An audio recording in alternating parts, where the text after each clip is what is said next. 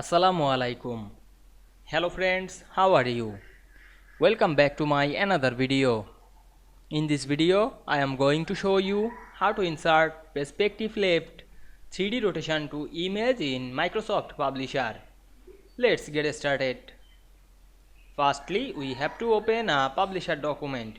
Now we want to make perspective left 3D rotation.